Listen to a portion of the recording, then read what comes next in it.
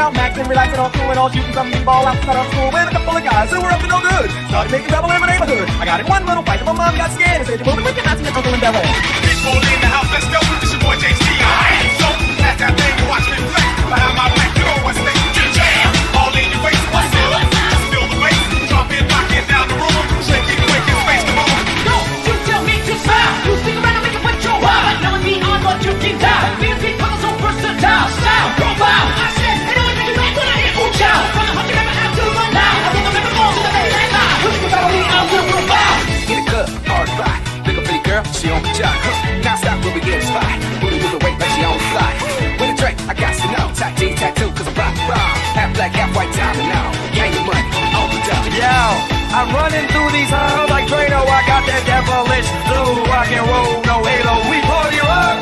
Yeah, that's the crew that I'm repping on the rise to the top. No lead in our Zeppelin. I'm a nice dude with some nice cream. See these ice cubes, see these ice creams. Eligible bachelor, $1 million boat. That's smarter than what's spilled down your throat. Phantom, exterior like fishes, an interior like superstar wristwear. I can exercise you, this could be your phys ed. She's on your man, wanna have to get in his ass.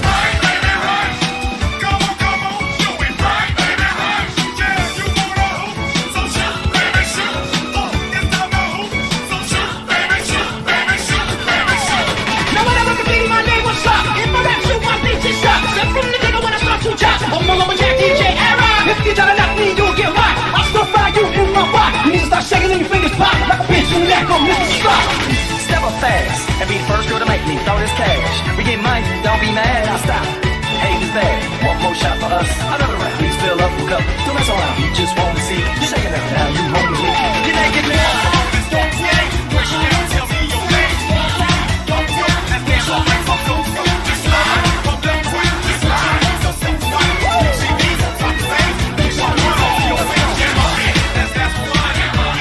101, run the home and I run the shit. So come on, baby, just jam for me. Everybody get up, it's time to slam now. We got a real jam going down. Dance, getting ready. Turn it up cause it's getting heavy. Wild, wild, West Coast. These are the girls I love the most. I mean the ones, I mean like she's the one. Kiss and touch and squeeze her buns.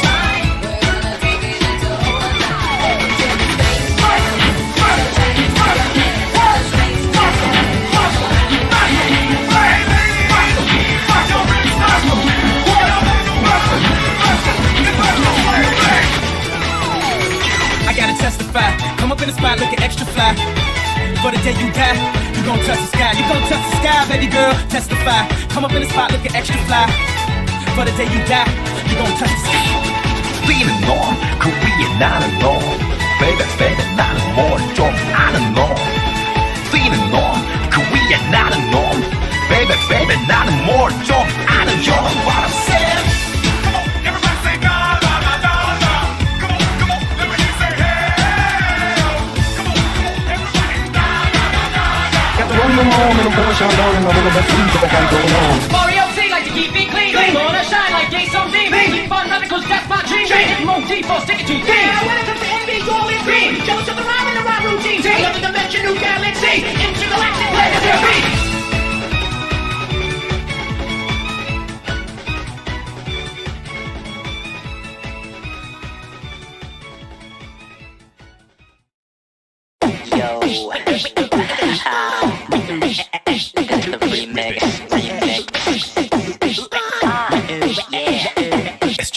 Don't look complacent, wearing those rags, you ain't adjacent. Lucky I'm flying, you look basic. Look in her eyes and I feel like taking it for the win. Her dad be evil, no twin. Skin purple like the Sprite sipping. He opened his yap and you wouldn't believe with the sound of an angel when he's spitting. Even though he looked like a demon, home all blue nuts is a battle for the taking. Of this girl, I just wanna hold her hand. Look at our DMs and it's like Candyland. Yo, I really can't bust when her evil ass dad tryna make my ass be grass. So I got one shot, learn to spit real hot, and it might just go like this. I don't mean no disrespect, but there's something about her I can't let go. Baby, you know that I love you, even though my balls are blue. I want to spend my life with her, even if her dad is evil or some shit. Now spit it like this. We getting freaky on a Friday night, yeah. I just want to hold her tight, yeah. Her hair, her eyes, her thighs, yeah. If I die, it'll all be worth it. it. Just to get a chance to show she's worth it. I just want to hold her tight, yeah. Her hair, her eyes, her thighs, yeah. If I die, it'll all be worth it. Just to get a chance to show she's worth it. Whip it. Twist. 3, 2, 1, go! Hey, what's going on, guys? Sorry. Welcome back to the show. As you can see, we got a lot of stuff to cover tonight. A lot of stuff. Biggest one's gonna be the Arcadum stuff tonight. We're not gonna go through this whole doc tonight. Though I will show you guys the some of it. But there is a video that sums it up perfectly that we're going to watch. But there are 20 victims of Arcadum. We're going to cover that till the end because this is a long twit longer. But anyways, let's get into it. Let's not waste any time. We've got a long show tonight. Jackson Plays YT is a fellow YouTuber / commentator. Tweets out, commentator. News at Lucky Isn't Here's account has been terminated. Now, if you guys don't know, I covered this story. Leafy returned to the internet. If you guys don't know, Leafy is the person that pretty much made commentary popular again, and he was the guy who, like, if he's the only guy that in this current landscape of YouTube could, like, come back at some point and do commentary videos like he's been doing since commentary first started and actually still get views and clicks on it. Whereas if, like, a new commentator was to come up and do what Leafy does, it probably wouldn't work out too well. But it would only work because it's Leafy. But Leafy basically got terminated for harassment because he had made like 20 or so videos on Pokimane. Most of the videos, in fairness to Leafy, weren't even about Pokimane. They just had her in the thumbnail to get the click. So that's the reason they gave, though, was it was for harassment. And really, if he was going to get terminated, the reason should have been for misleading or whatever, but I'm not for him getting terminated. I'll say that. I'm not for Leafy getting terminated. I'm just saying, if some sketchy stuff going on YouTube, like someone had something to do with him getting terminated. Not knowing who it is, I don't know who would have something to do with getting Leafy terminated, but I'm just saying, it's a possibility that somebody really did not like Leafy.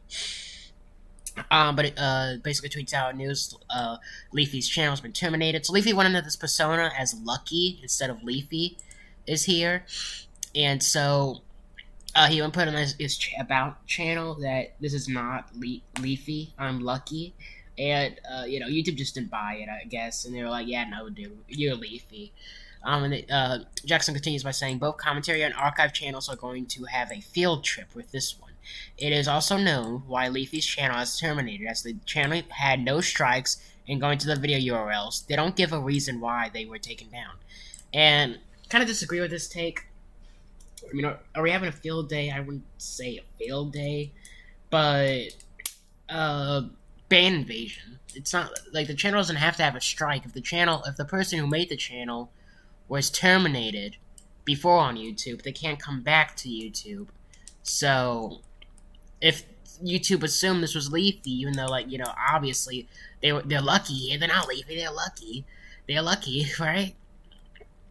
YouTube assumed this was Leafy because it sounded like Leafy. The videos were pretty much Leafy, so we all knew. Everyone on Twitter, all the commentators, they knew it was Leafy. They just couldn't say on YouTube that it was Leafy because they didn't want him to get terminated. But whether or not commentary channels covered it, Leafy would have been banned for ban invasion. Leafy is the only channel, Boblex said this on Twitter, Leafy is the only channel that is not a political channel that YouTube will ban every time he comes back.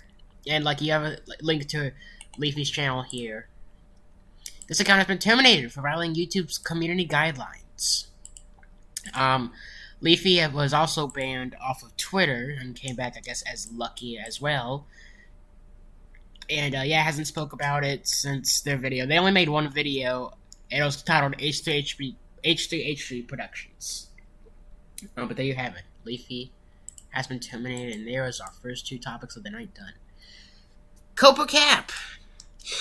CopperCab, I covered this at the second to last SFCLive. SFC number 8 is where I covered it at. Please at Team U, but basically CopperCab is a fellow commentator. Please at Team U2 help me get my channel back. I feel so lost right now. My channel was just terminated suddenly, and I feel like a piece of me has been cut out. I've been on YouTube since 2010. If there's any way I can get my channel back, please let me know. Please help. And this is the video CopperCab made. Sorry, I need a drink. Jeez. I think the commentary channel, I only heard about them when they got terminated. I'm assuming they're right. I'm happy their channel's back. YouTube. Their skits channel. A skits channel, really. For my whole life. Please, anybody that can help me get my channel back, I would appreciate it. I don't know why my channel has been terminated, but it's something I've worked on. And it just chatted channel. For the majority of my life. So yeah, again, I covered this on SFCLive number 8. I was sad that, anyone really. I could tell. I don't know what it's like to get a channel terminated, of course, but you can tell in this guy's eyes that this channel. I mean, like I said, he's been on YouTube since 2010. That's 10 years. And I can understand, if you've been on YouTube for that long, obviously a piece of you would be ripped out of your heart or whatever. Obviously you would feel like that. Everyone spam Team YouTube, rightfully so. CopperCab at YouTube creators at YouTube response. Thanks for reaching out. We recommend checking the email that we sent you, which includes details about what happened to your channel. You can submit your appeal if you think this was made in error. Go to YouTube help. More here. Tweet back at us if needed. Following up, mind confirming what you've submitted an appeal this form. Let us know so that we can proceed with the next step. I think CopperCab responded. Ricky Bird responded. Yeah, that's right. I saw it from. Let's see. Where is it? Because I know CopperCab responded. I probably could just go to tweets and replies. Yeah, I'm just gonna do that. I can go to tweets and replies of CopperCab, and I'll probably find it. Alright, so yeah, here we go. So right here, because there's some other. Oh, nope. So they said, update, this was a mistake during the review process and your channel has been reinstated. Very sorry for the frustration. Here, feedback has been shared with the right team to help prevent this in the future. So there you have it. CopperCab's channel is reinstated and it was done in error. CopperCab made this video saying, I'm speechless. It feels like I'm waking up from a long nightmare, like the end of a terrible storm where you see the sun beginning to break through the clouds. Thank you all so much for the help, every single last one of you. You saved a piece of me. I am so happy. So that's what they said. I haven't seen this yet, by the way. So. I'm overwhelmed with emotion right now. This video yet. Thankful to all of you, not only the YouTubers out there that came to my support privately and publicly, but also every last one of you who liked and retweeted and shared in my distress and chose to be there for me. It is incredibly inspirational. And it's just inspiring to me, and I'm just so thankful to have such a strong community, a kind community that backs me, even though, I am me. It makes me feel so good. My heart is so full right now, and thank you so much to all of you. I don't know what comes next, but it's gonna be great. I love all of you so much, and not only do gingers have souls, but all of you do too. Much love, y'all. Thank you. I'm so happy. I'm so happy. So, there's the video there. As you can see, he got his channel back, and as you can see, he is very happy about it. If you're watching this CopperCab, you probably aren't, because you're not in the title. You're in the tags, but you're not in the title.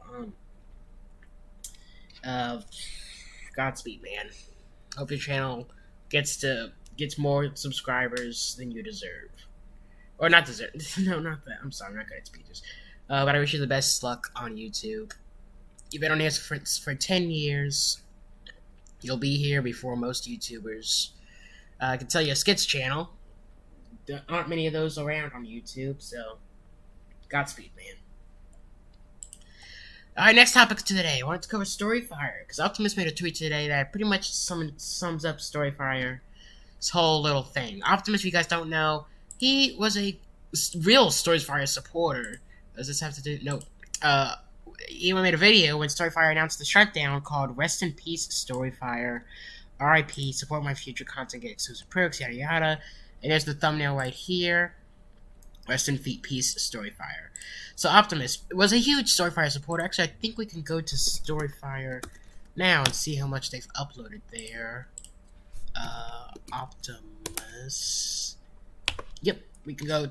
Yep, the Storyfire's still up. So here's how much Optimus uploaded to Storyfire. If you guys don't know about Storyfire, it's basically this alternative to YouTube made by YouTubers themselves. And the thing that people didn't like about it was that you had to apply an application to upload onto Storyfire, essentially, and they would only check the application once a month, and if you didn't get in, you know, they wouldn't tell you why you didn't get in, what you can improve on, what you can do. They wouldn't say anything to you. You just wouldn't get in, and if you did get in, congratulations, you would get an email, and you would get a verified check mark and everything that basically verifies you as a creator on Storyfire, essentially. Actually, no, go back, actually. One thing that is cool about Storyfire is it's not on the website, but it's on the app. It has YouTube and Twitter integrated into each other, which is pretty cool. Like, it's nice to have a YouTube and a Twitter integrated into each other. And a rap pad, because it has a written area too. Like, here, we'll go to the leaderboard. You got top readers. So yeah, they had a written area too, where people would write stories, because it's called Storyfire. That's originally what this was for. It was called Storyfire because people would write stories, and then McJuggernuggets wanted to make it a YouTube alternative. Leafy, the actual Leafy himself, was even on here. He made this one good video. This is a good one. I watched this when I first heard of Storyfire. This is the first video I watched, actually. Let's get into it though. Optimus tweets out, so I went to check out Storyfire for the first time in months. The trending videos have 28 views, 8 views, and 4 views, respectfully. So basically being like, I'm not like bashing on these creators that are trending, you know. I'm just saying, pointing that out, compared to Storyfire then and Storyfire now, the views aren't really there. And this is true. Keem, so you can see Leafy, look, this got 98,000 views. And McJuggernuggets is the biggest creator on here. Of course, I mean, he is the owner of the platform. But his videos are the ones that are the most popular. So you could see 25,000 views. I think there's one that has like 100k views on Storyfire. I don't know if it's like McJuggernuggets specifically, but I know there is one. So like 25,000, 50,000, 37,000. 31,000, 13,000, 23,000, 14,000, 18,000 views. So you can see all these views here, and then now, I mean, McJuggernuggets sold the platform. We'll get into that a bit later on in the tweet thread, but McJuggernuggets sold the platform, so those views have kind of been declining on the trending page, and a lot of creators kind of gave up on the platform too, as well. So then he continues on by saying, recent videos can be anywhere from 3 weeks to 3 years old. I don't even think this website is getting 1,000 visits a day. RIP. Optimus then continues by saying, just to compare, at one point, this website was bringing creators from YouTube on board daily. So just myself, videos could regularly get thousands of views, and it was somewhat visible. If you dedicated enough time, it's a wasteland now. The 3 trending videos presented to me didn't even tally up to 50 views total. My YouTube channel, at its least active period in the last 48 hours, 5 a.m. Eastern to 6 a.m. Eastern yesterday morning, got 4,000 views in 1 hour. It's generally sad to see how far it fell. Despite not having uploaded in 6 months, and before that nearly a full year ago, I'm still the 9th largest creator in the website's history. I probably will at least be in the top 10 until the website's domain disconnects. I had the aberration of hitting 100k, but that's over. The ability to cash out Blaze, so you guys don't know, Blaze was essentially this currency on Storyfire. So what is Blaze? Blaze points are used to view and promote content. Points are also earned when people view your content. Blaze points are earned when people tip your social post or content. Earn Blaze, another user views your story, your content gets promoted, somebody tips your social post or video, Blaze, share a story gets views, read 3 stories 3 days in a row, and free Blaze are available. So this is the currency, essentially. This is like the monetization, essentially. So you can see you could buy Blaze, so like $50 will get you 30,000 Blaze. $20 Blaze, $20 will get you 11,000 Blaze. So you can see this is the in-app currency, and this was how creators earn money. There was no real ads on here, except for the App Store ads, but I think that really just only went to Storyfire themselves. So the only way to get Blaze, if you guys also like Nick Darrow's show Half Baked, it actually originated from Storyfire. So you can see right here, the only way to get Blaze was to tip Blaze to your creators. That was the monetization here, and creators would be able to see how much Blaze they have on their profile through the app or through analytics. However, it's not like public unless they like make it public. But yeah, that's just the monetization essentially. The ability to cash out Blaze, the website's own currency, was a feature promised to creators to becoming immediately last summer. I've looked around the website, and from what I see, the feature has never been implemented. I have over 350,000 Blaze I cannot cash out. This Blaze was largely given to me by my fans, sometimes even purchased to support my content, with the understanding that one day it would be redeemable for real money. Still isn't. The original site owner sold Storyfire as an NFT, so it's probably never going to happen. And be a sip real quick, guys. Sorry. Don't talk much unless it's to my friends, which I don't talk much unless I'm at school, or if it's to a stream, and I don't stream much anymore. Basically, though, McJuggernuggets, like a month or so after he announced the platform was shutting down, the platform, he said at last minute got an investor, and then a month later after that, or a month or two later after that, he sold it on a cryptocurrency website, and as an NFT, and somebody purchased the platform called Deck Chair for $15,000. Reminder, McJuggernuggets says he spent $3 million into this platform. A platform where not everyone could upload. Which I understand that you're not going to allow everyone to upload on there. Like, I get it. This stuff takes storage. I'm not going to be one of those guys like, well, your platform failed because you didn't allow everyone to upload. Or your platform failed because of this or that. I'm not going to be like one of those guys. I get it. Like, video storage takes up a lot. Videos take up a lot of storage on, like, servers and stuff. I get not being able to have the money to back it up and stuff, but at the same time, you rushed into this, pal, and you kind of sold the platform just to make it someone else's problem to hopefully earn money back. Like, it only, in my eyes at least, you sold the platform to hopefully earn a portion of that $3 million you spent on it back, and to just make it somebody else's problem because you saw the writing on the walls and you thought, hey, this is bad. I'm not going to be able to sustain this platform, so instead of shutting it down, let's give it to someone else, and let's have them eventually shut it down, and then them get the blame for it or whatever. And then he could just, McJuggernuggets could walk off free. Even after they sold it as an NFT, I remember Boblax and Tipster both tweeting, hey, yeah, we're not uploading up to this platform anymore. Like, we're done with this platform, man. It's just what they said. Moving on. If you purchased Blaze and gave it to me to support my content, I sincerely apologize to you.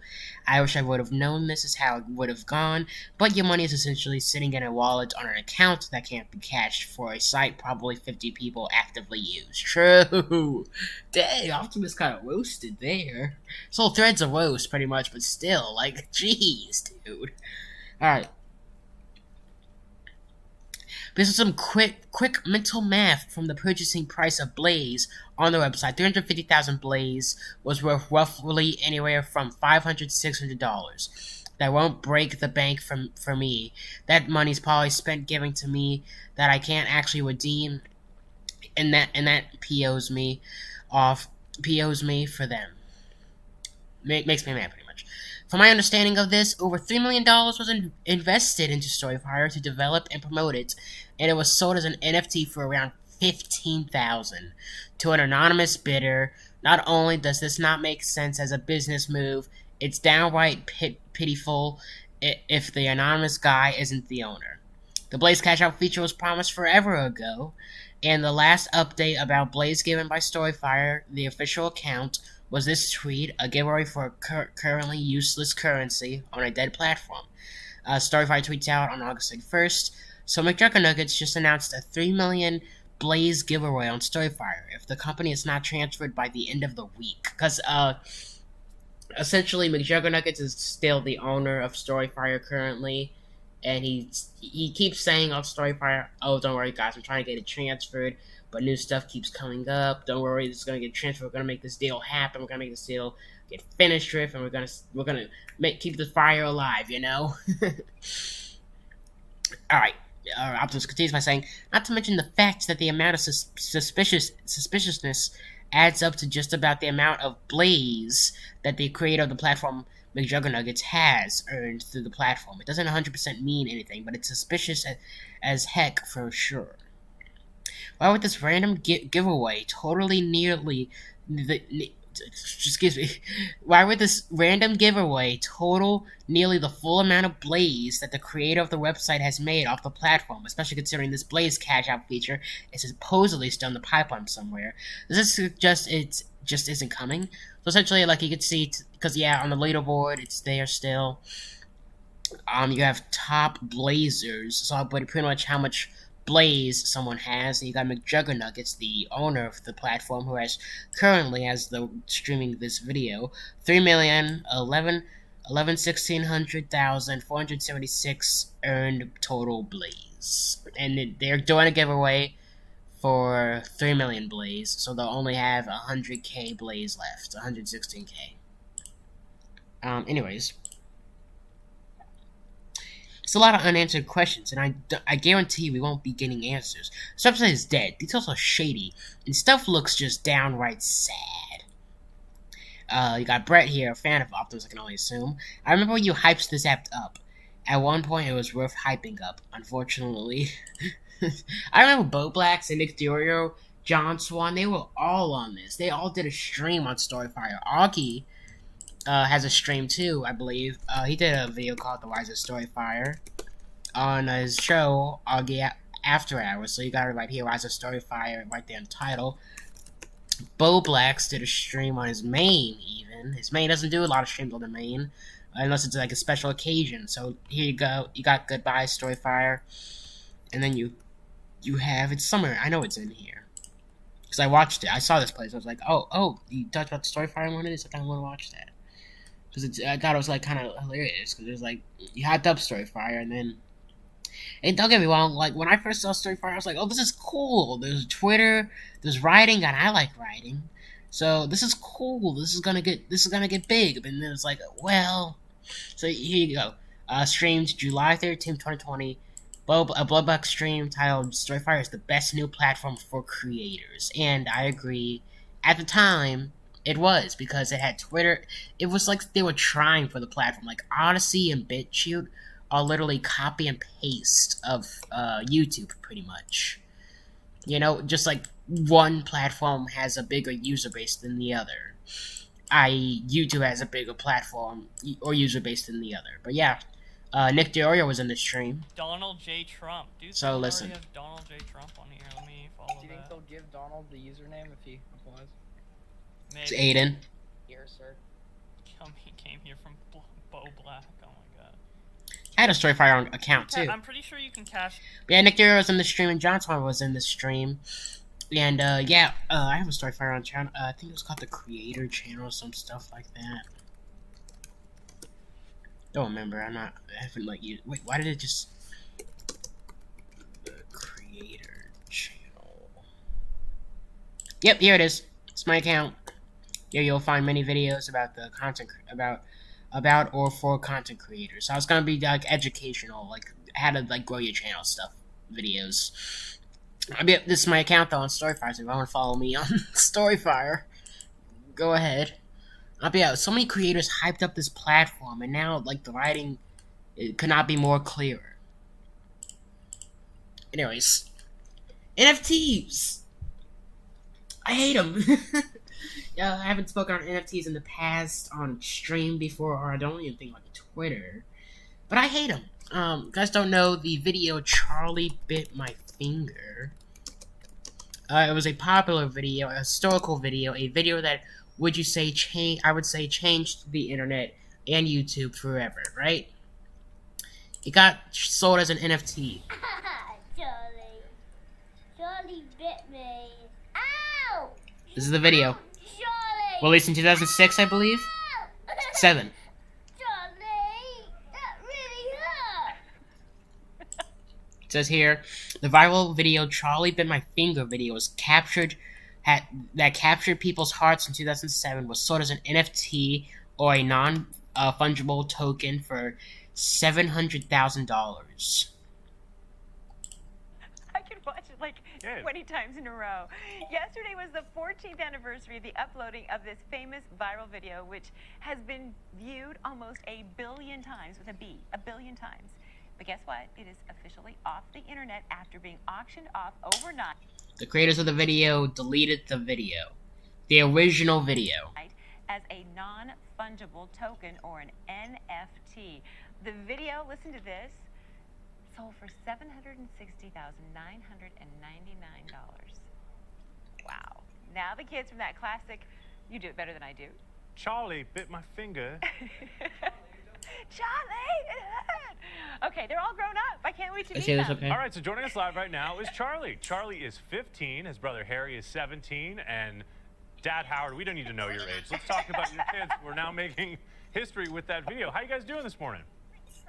We're very good. Well, I mean, we've just... So they deleted one of the most popular videos on YouTube to sell it as an NFT, and immediately after, people started re-uploading it before they deleted it, because they were going to delete it on the auction day, right? And a bunch of channels just re-uploaded. Like, look, original video, Charlie Bit My Finger. Oh, wait, no, that actually is the original.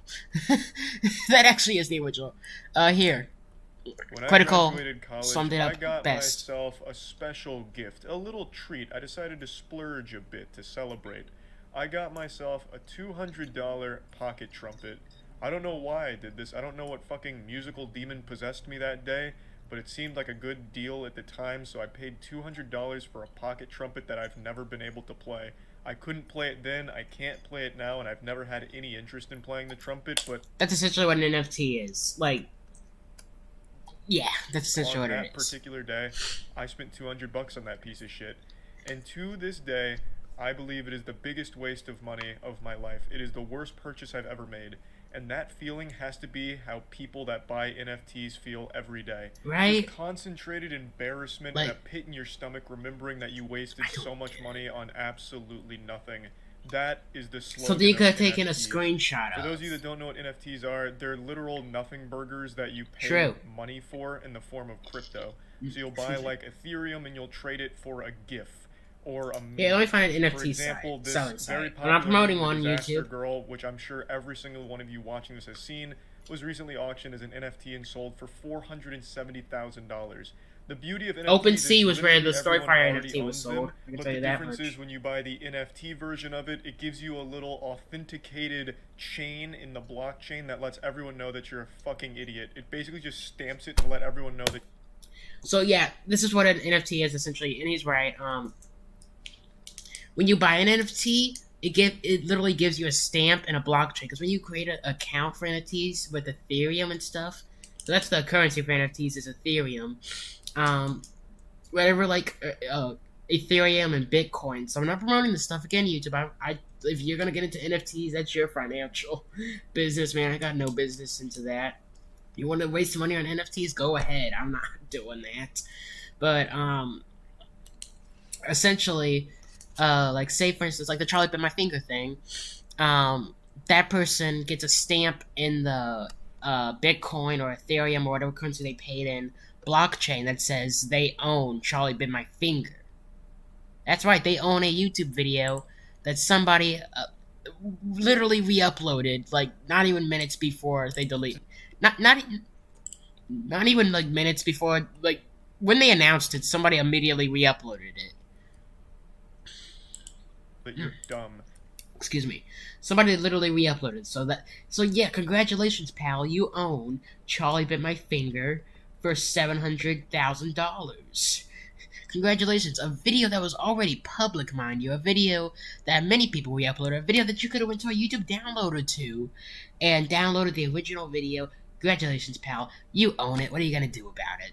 And the video was re-uploaded because I don't know how it got re-uploaded. So by the that's original basically creators. it. But, NFT stands for non-fungible tokens, but it might as well stand for non-functioning tokens because they don't do anything.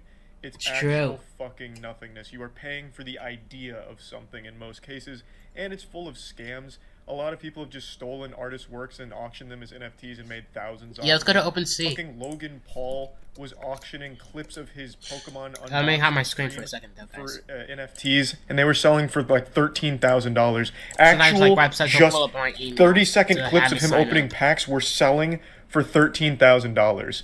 It's something that everyone already has access to. It's mind-boggling that people actually pay money for these things. I'm pretty sure. Yeah, so essentially, like, Floyd Mayweather did this. He auctioned off a clip of his fight, one of his fights or whatever, as an NFT, and essentially whoever bought it now owns the Floyd Mayweather clip of his fight.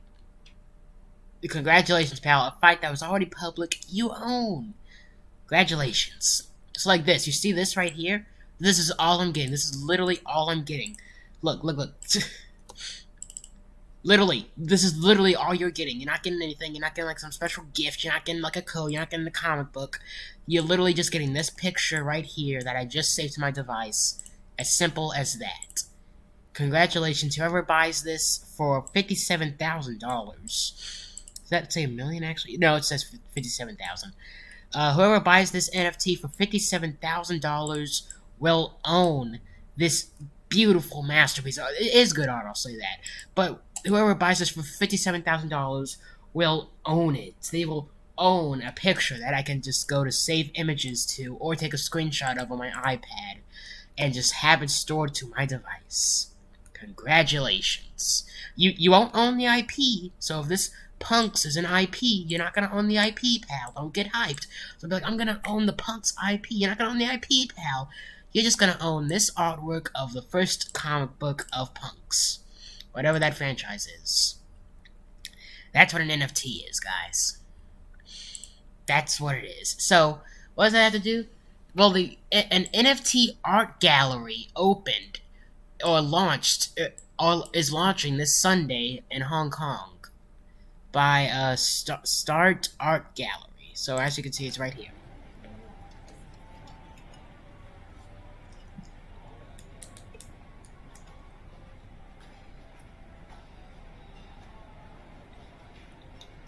A whole art gallery dedicated to NFTs. Nice. And, like, the comments are lighting them up. The quote tweets especially. Boblex had a quote tweet. Where is it?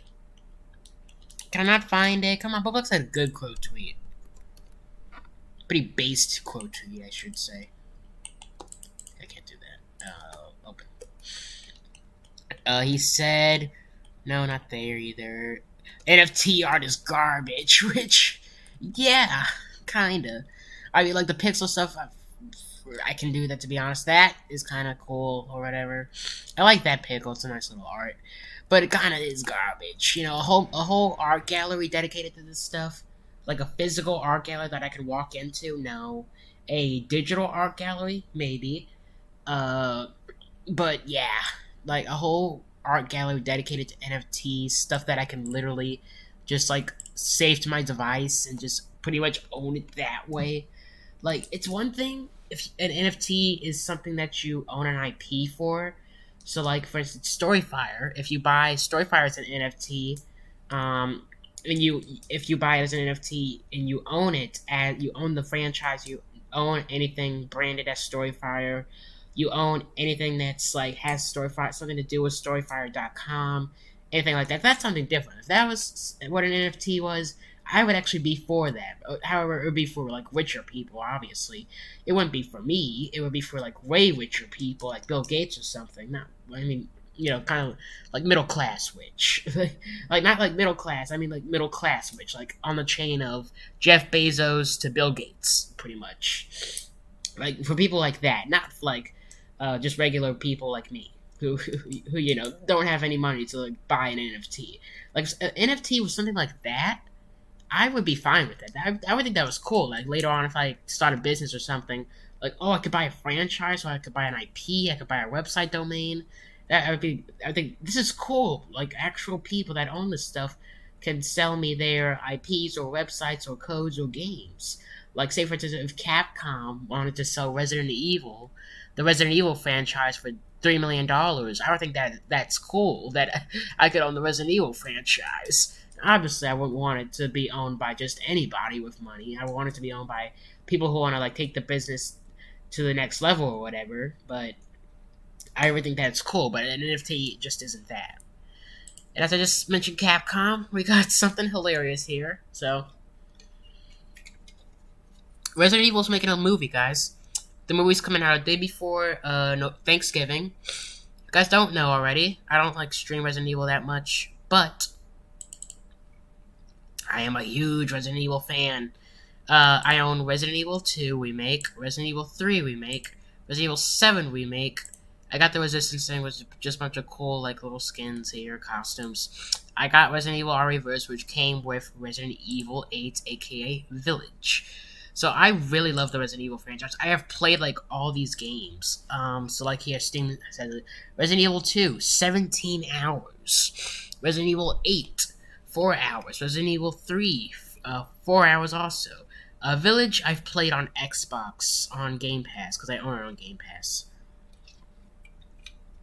No, thank you. So, I mean, I played 8 on Stadia and on Game Pass, so that's why I haven't played it yet on Steam. But I did wanna own it on Steam. I typed Stadia because it just like said Stadia.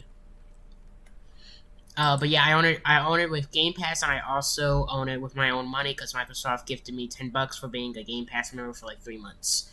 But yeah, as you can see, I own Resident Evil 7, aka Biohazard, which is actually what Resident Evil stands for.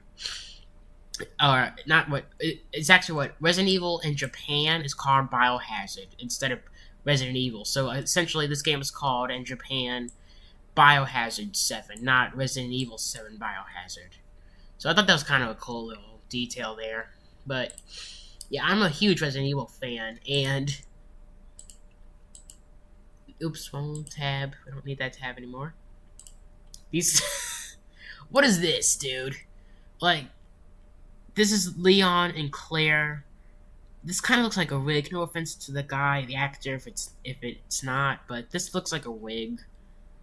And I don't know about this movie, man. I'm not feeling hyped for it. I want to go into it. Tips made a video on this. I want to go into it thinking as if it's a new thing and not like based off of a video game. But I don't think I'm gonna go into it thinking that, just because it's like I'm so familiar with the characters at this point. Resident Evil live action reboot movie reveals it's Claire and Leon. Let's get into it. We finally have our first look at the heroes of the new Resident Evil movie.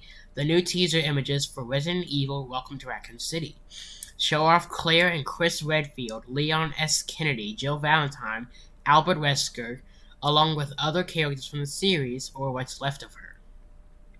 The photos start with a look at Claire, played by Qualls Kara. Again, I'm not going to even try to pronounce this last name because I'm going to butcher it, and I don't want to do that.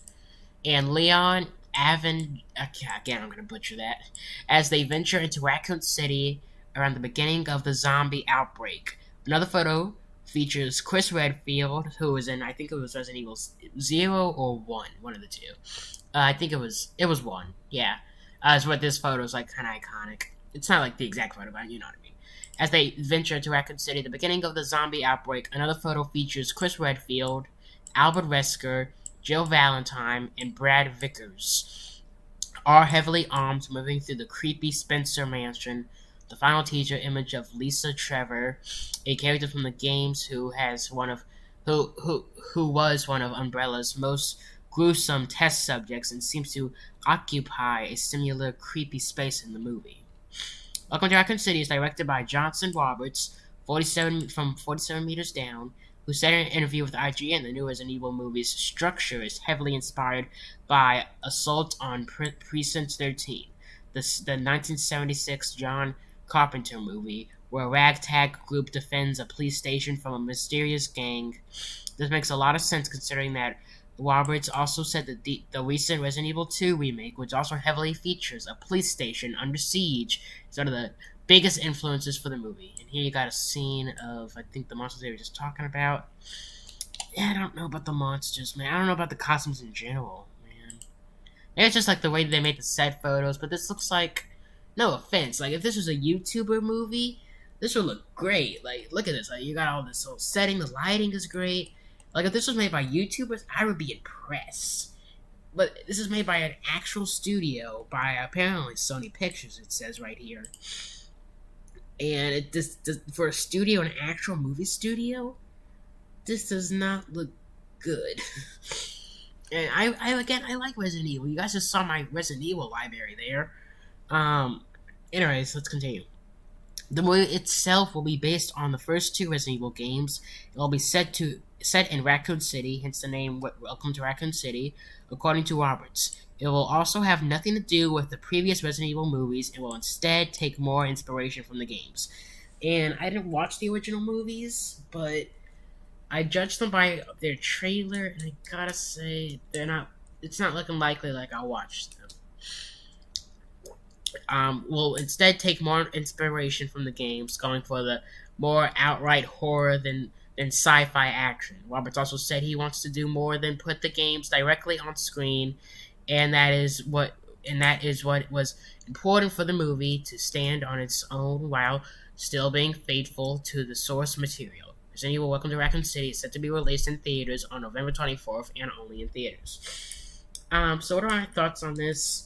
Like I said, if this was a YouTuber movie, I think, wow, this is, like, impressive. I like where it says at the end here, where it says, Roberts also said he wants to do more than put the games directly on screen, which basically is him saying, I don't want to just retell the same story that the games retell, because that's going to be boring, because all the fans that are going to watch this movie are going to know what's going to happen. It's not going to be any surprises, so we're going to, like, change up the story of Resident Evil a little bit. So I do like that. But like I said, I don't know. I'm mixed on this. Am I going to see this in theaters? Oh, yes, dude. Like I said, I love Resident Evil. The only reason I don't own, like, the Resident Evil 5, Resident Evil 6, I'm just kind of staying away from Resident Evil 6. Resident Evil 4 is because of the graphics. I'll probably still get Resident Evil 4 just because I hear it's, like, one of the best Resident Evil games ever. And I have not seen anything outside of, like, gameplay and trailer footage from anywhere. So nothing about Resident Evil 4 has yet been spoiled for me. So I'll probably, like, get that game and play it, and I'm pretty sure I'll enjoy it, because I enjoy all the Resident Evil games, like, all of them. The only game I'm probably not going to get would be Resident Evil 6, just because I heard it's, like, the worst one yet. Anyways, next topic. MLK's daughter responds after Fortnite adds I Have a Dream speech in-game. I'm mixed on this one. Do I think that it's important for, like, young ones to learn about this historic speech in history that kind of changed the world, or specifically America, forever? Yes, I think it's important that young ones learn that. But should it be done in Fortnite? Like, should it really? Like, come on. Should it really be done in Fortnite? I don't think it should. Alright, anyways. We have to talk about Exerto. Martin Luther King's daughter, Bernice King, responded to Fortnite, adding her father's iconic I Have a Dream speech and other content to the game. On August 26, Fortnite announced the Martin Luther King March Through Time event celebrating the life and achievements of Dr. Martin Luther King Jr. March Through Time will teleport players nearly 60 years in the past to a reimagined Washington, D.C. called DC-63, developed by members of the Fortnite creative community. This fully immersive experience will allow players to witness the civil rights teachings of Dr. Martin Luther King, the event's description reads. The experience will also feature museum-inspired points of interest and quests you can complete with other players. These quests should bring an important reminder that relates to Dr. King's speech, "We move forward when we work together." So here's the trailer here. Posted by PlayStation themselves. It would be fatal for the nation to overlook the urgency of the moment. Now is the time to rise from the dark and desolate valley of segregation. Let freedom ring from every hill and molehill of Mississippi, from every mountainside. Let freedom ring. I have a dream today. So there's a trailer there. So again, do I think it's important for young ones to know about this historic moment in history? Yes. Should it be done in Fortnite? No. Like, Fortnite has a bunch of branded stuff, licensed stuff. It has, like, licensed DC characters, licensed Marvel characters. There's a banana skin in there. There's Rick and Morty in there. Like, should it really be done in Fortnite? Or in video games in general? I don't know, man. I really don't think so. Not at least in a game like Fortnite. Like, Minecraft, I could see them pulling this off because they could, like, make a map of DC or whatever and just, like, title it I Have a Dream. However, I don't think Minecraft should, like, sell it on the marketplace. I think they should make it for free on the marketplace. And I don't believe Fortnite ever made a skin of their Martin Luther King or anything to sell. However, this feels like one of those virtue signal things, because it said earlier in the article, the map was created by the Fortnite creative community, which is pretty much like the people who hang out in creative in Fortnite. Because you guys don't know, Fortnite has this creative mode where you can, like, make a map of something or a battle map and play with your friends in that map. Like, that's where mini games and LTMs come from in Fortnite, not from Epic themselves. Fortnite. So I feel like this is one of those virtue signal things where it's just like, yeah, we care about civil rights, bro. Play our game. And, you know, Fortnite, mind you, isn't dying. However, is it possible that the numbers that Fortnite are at right now aren't the same as they used to be? It's possible, and that, like, they could have been like, hey, let's do this Martin Luther King thing, you know. His birthday's already passed. It's not MLK Day. It's none of that. It's not like a Black History Month. Let's just, like, out of the blue in July, do this little event here. The event has been met with mixed reactions by fans, with some beriled by the crossover, seeing as Fortnite normally adds superheroes, movie protagonists, pop stars, and other video game figures to the game. MLK has seen a bit odd of a choice. And this is true. They also added Ariana Grande to the game, Travis Scott to the game. Like I said, they added DC characters like Iron Man, Batman, Superman. All these characters, and then it's like out of the blue, MLK, guys, not his birthday, not Black History Month. We're just gonna bring him into the game, man. It's like, okay. Alright, so we have this thing here by the Martin Luther King Jr. Center. A tweet here. The King Center does not license Dr. King's intentional property and... Well, I could do it like this. It's not licensed Dr. King's intentional property, and therefore was not involved in any decisions concerning the endeavor of Time Inc. and PlayStation/Fortnite. These licensing decisions are made by Intentional Properties Management, IPM. Hashtag MLK. So MLK's daughter responds by saying, decisions around licensing my father's intellectual properties are outside my personal purview. Essentially saying, I don't like this. It will be interesting to see what the future holds for the events such as this given general reaction, and if Fortnite continues to honor important influential people in the game going forward. And, excuse me, after this, I don't feel like Fortnite would... Because Fortnite is very in tune with what people like with their game and what they don't.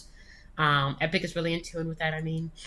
And after the reaction to this, will they do it again? Possibly, just because it was trending on Twitter. But they also, I don't see them doing it because it's like, again, like the article said, it's met with mixed reactions. So, yeah, like I said, how do I feel about this? Should people learn about the MLK Day and Dr. Martin Luther King? Absolutely. Should it be through Fortnite? Take it from someone who has 1,000 hours of Fortnite on their Nintendo Switch. No, it should not be through Fortnite.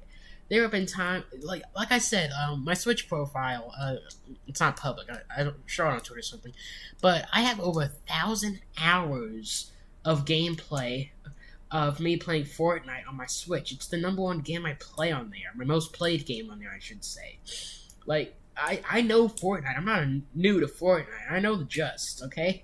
More than just the just. Like, I'm almost at, 100 solo wins, but I haven't been playing it recently because I got bored of it. I play Hive Skywars now on Minecraft. But I know more than just the just of it, okay? So, should it be done with Fortnite? I don't think so. Next topic. So, you guys know from SFCLive number... It was either 8 or 9... check the timestamps to one of those two. I covered that Dr. Loophole moved to from Twitch to YouTube gaming. Well, now we have another big Twitch creator, TimTheTatMan. I should have had his social blade pulled up already, but I didn't. Another big Twitch creator, TimTheTatMan, who has also announced TimTheTatMan that he's moving to YouTube gaming. So here's his Twitch profile. You can see A+++. Latest status fat. So views have been declining because he's not over there on Twitch though. But here you got views, follows, and he has been. He's not dying. He's not he's growing definitely. Like you can see right here, he's growing definitely. He's also not dying though. But I mean, there have been some numbers that have been going down. That's probably because he moved.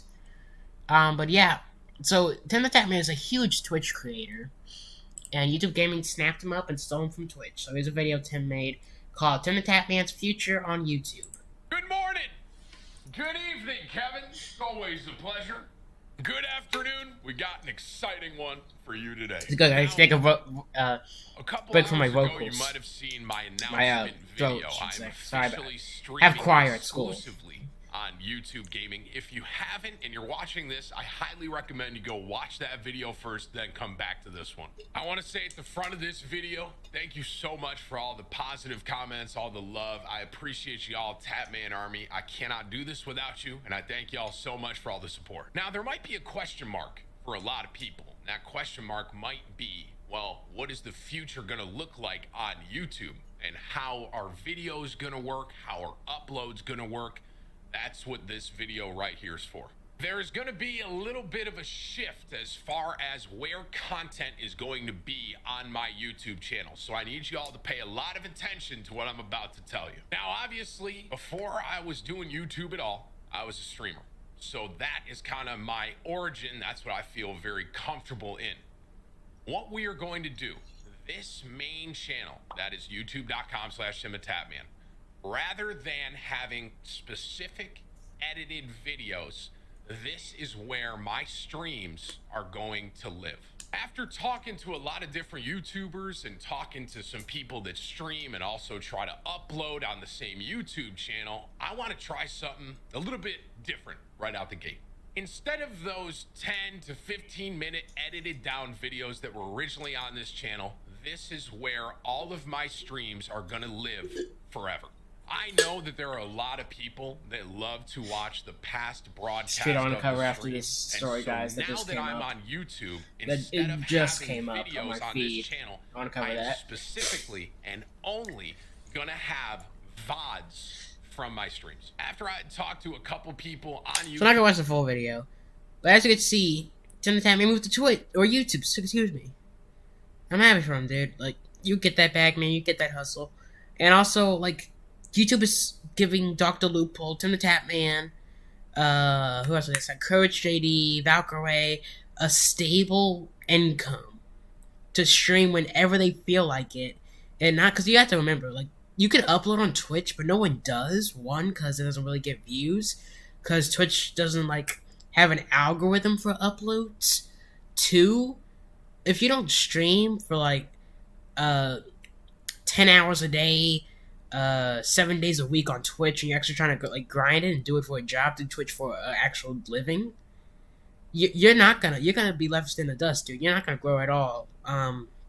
Ninja, I believe I don't remember the exact number of income he lost, but let's just say he lost like thousands of dollars because he skipped one day of streaming, but had streamed daily for like the other 364 days, and he had lost thousands of income just from that one day of streaming back in his prime, right before he signed with Mixer, back in his prime, where Ninja was the face of gaming. He was the face of everything, really, pretty much. Like, when you saw gaming, when you saw Fortnite, you saw Ninja. Like, back then, that one day he skipped streaming, he lost thousands of dollars. Maybe, I think it was even hundreds of thousands, even, potentially. I don't know. I don't remember. But I remember the number being, like, 10 characters. Or 5 characters. Not 10, that's a lot more. 5 characters, excuse me. Maybe even higher, like I said. But I know it's nowhere. It's not lower than 5 characters. But yeah, I'm happy for Tim. YouTube is providing these. I'm happy that YouTube is providing these streamers, these former Twitch streamers, a sustainable income, so they don't have to like stream all the time, 7 days a week, 10 hours a day. And that's the next thing I want to mention. This just came up on my feed, so I'm not gonna go with my political opinions here, because I don't have them. Well, I don't follow politics. But BitChute is a YouTube alternative. It is essentially, it's a good website to archive your stuff. It's not a good website if you're looking for a YouTube alternative and you're not a political channel, or if you're looking to like grow and get monetized somewhere else. One, because you can't monetize on BitChute other than share a link to your PayPal, which you can do. You can go to BitChute. Excuse me. On BitChute, all you can do to monetize yourself is share a link to your PayPal. That's monetization on BitChute. Except, wait. Actually, no, give me one. I'm sorry, I'm wrong. They have this funding thing. They're crowdfunded, right? So if they raise $100,000 to their crowdfund to fund the platform, they'll add BitChute, which is essentially a membership model for creators to get monetized on BitChute. But right now, all you can do is promote your Subscribe Star, which is a Patreon alternative, and promote your PayPal, promote your Cash App. Like, literally, you think I'm kidding, too.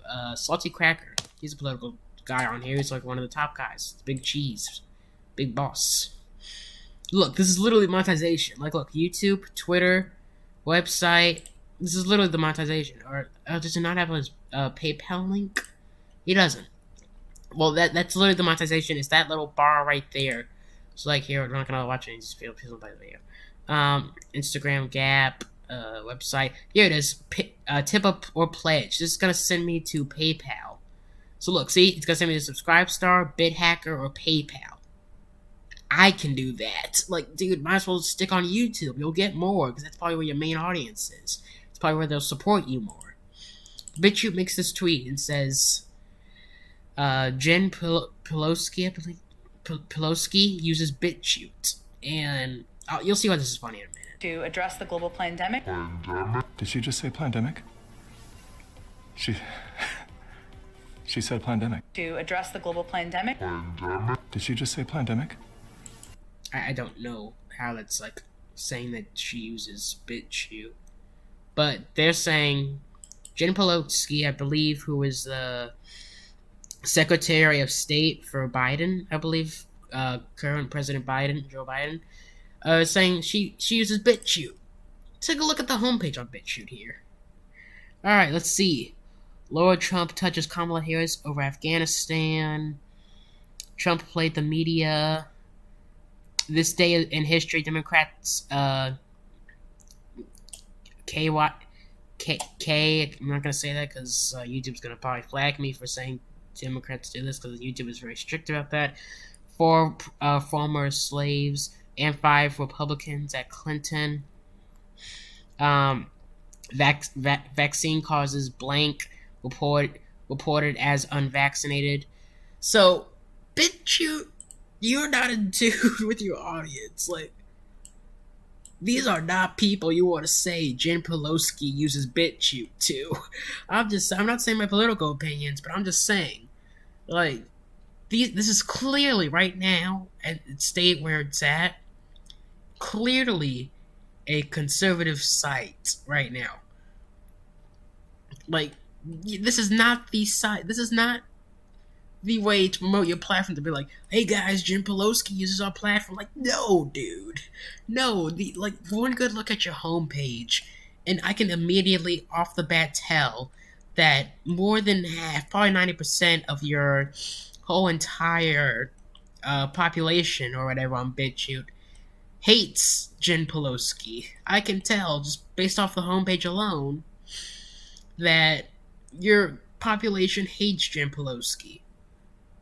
So this is not, you should not be promoting that BitChute. Like, jeez, dude, you are not very in tune with your audience. Next topic. Twitch viewership noticeably drops when streamers took a day off in protest. That's right. You guys remember on the last SFC, I covered the fact that Twitch streamers were taking a day off because there have been a lot of hate waves, right? A bunch of people spamming the N-word, but not like exactly the N-word. They were like space it out or whatever. And essentially they were complaining to Twitch, being like, hey, do something about this, add a better moderation system. But one, Twitch probably has the best moderation system out of all of them. Two, find a way to get mods. You don't have to spend the extra money. If you want to stop these hate raids, spend the extra money of $8 an hour or whatever to hire someone to be a mod for you. Have your friend be a mod. Like, get a mod. You need a mod in your chat, or else you're not going to be able to moderate the hate raids. 3, what's Twitch really going to do about this? 4, actually there is no 4, it's just 3. So if your goal for a day off Twitch, all the protesters and stuff, if your goal was to get Twitch's viewership to drop for like a day, congratulations, you got it. If your goal was to get Twitch to change their moderation tools, congratulations, you didn't do nothing. Augie tweeted this. Imagine, dude, these streamers are gonna look back and they're gonna be like 40 years old. They're gonna be like, oh yeah, remember that day, a day off Twitch? Yeah, I was a part of that, man. Man, dude, best protest ever, man. We protested against Twitch to get a better moderation team. Oh, did they get better moderation tools for them to stop the hate rates and stuff? No, but their viewership dropped. They're like, oh, XQC even streamed on this day, so it's kind of won the movement mainly. Anyways, let's get into this. It seems as if the Twitch walkout was a success. I wouldn't say success, Verge. Okay, the goal of Twitch was the goal for the walkout was to get Twitch to change their platform, and they haven't done that. All they're having was their viewership dropped. Streamers took a day off Twitch on September 1st to bring attention to the present hate raids that have plagued the platform in the past weeks. While skeptics panned the idea, suggesting that the walkout participants weren't influential enough to affect significant traffic changes, according to data compiled by GameSlight, a gaming analytic company, Twitch did see a drop in viewership. Excuse me. So you can see the drop in viewership on Twitch there. Alright, and this graph shared at The Verge, a game site, measured the number of active channels, meaning the number of live channels and hours watched every day for the last 9 days. At noon Pacific time, according to GameSite's data, the number of active channels and viewer hours at 12 p.m. Pacific on September 1st was at its lowest compared to the prior 8 days. Here's a breakdown of those numbers. So here you got the breakdown. These are specific times, so 8 to 24 noon, you got the viewership, and let's go to 9 at noon. Let's go to 9 at the 9th day at noon, excuse me. Viewership dropped by 1 million. Then the channels that was streaming dropped by 6,000, or 5,000, excuse me, sorry. Looking at the raw numbers, it's easy to see the dip if you compare September 1st data with the Wednesday previous that day, had almost 1 million fewer hours watched and over 14,000 fewer live channels than just the week before. But there are additional factors that could have contributed to the dip. Dr. Loophole and TimTheTatMan, both popular streamers, announced they were leaving Twitch for exclusive streaming deals with YouTube Gaming at schools in the U.S. are back in session, and Gamescom likely inflated last week's numbers. Another streamer data analyst team creator hype took all those parameters into account and still reported that Twitch's viewership was down. Based on the data, hashtag ADayOffTwitch impacted both numbers of streamers and viewership on the platform. Zach Busy of Creator Hype writes, depending on how you qualify that data, the impact might have been as low as 5% or potentially as high as 15%. The hashtag ADayOffTwitch was one of the top 10 trending hashtags for the day, a feat considering the news cycle consisted of Hurricane Ida battering New York, Joe Rogan's COVID-19 diagnosis, and Texas abortion battle. The event was garnered attention from big-time streamers like Hassan and press outlets like Forbes and USA Today. Twitch is currently working on the hate weight problem, but there isn't yet a timeline for when solutions will be available, which they're probably just saying that to be like, yeah, we're working on this, guys, don't worry. In the meantime, streamers or third-party companies have created their own tools to fight back. Streamlabs makers are some of the most popular stream management tools used today. Announce Create Safe Mode, a free program that can essentially stop a hate waiting process. Data cite the streamers were responsible for creating and organizing a walkout feel good about what they've done. To see how much of this has made an impact is amazing to me, says Shiny Pen, the streamer who started ADayOffTwitch. The walkout was designed to bring greater attention to the harassment suffered by marginally streamers for provocative protection from Twitch. It seems, at least in part, that they've accomplished their goal. It's honestly just amazing to witness, says Raven, creator of the ADayOffTwitch movement. So there you have it. I mean, will Twitch do something? I don't know. Like, they're probably just saying that just to say it. But hopefully, I guess, again, Twitch has like some of the best features to stop stuff like this, but you're complaining. Like, get mods. I'm sorry, but get your friend to be a mod, or just, I'm sorry to say this, but just don't stream on Twitch then. If you're so worried about hate reads, just don't stream on Twitch. And so I gotta like step out for a second. I'm gonna mute my mic, and you guys go watch this video I made. What's going on, guys? Welcome back to another Friday Night Funkin' video, and today we're playing Friday Night Funkin' the Origami King. It's a demo, by the way. So let's see if I can get past it. Please keep in mind, I haven't played this game in like forever. The music though I always listen to. Like, I just listen to the music like every day. What's this? Friday Night Funkin' the Origami King demo will last 15 minutes. Press 1 to enter options and 2 to be brought to the credits. Thank you, F3, for allowing us to take part. To people who enjoy the mod, more surprises are coming soon. Please press escape to continue. So let's press escape. Okay.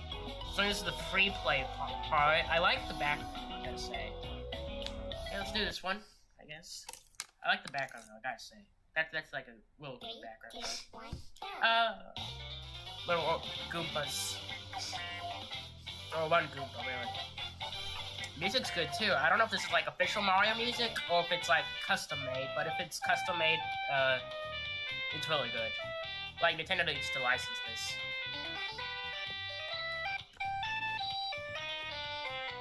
And I like how Girlfriend is origami now. Like, Boyfriend's the only one that's like natural right now.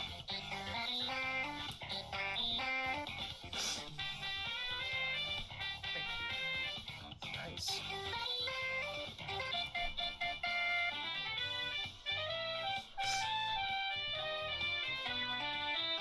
Okay.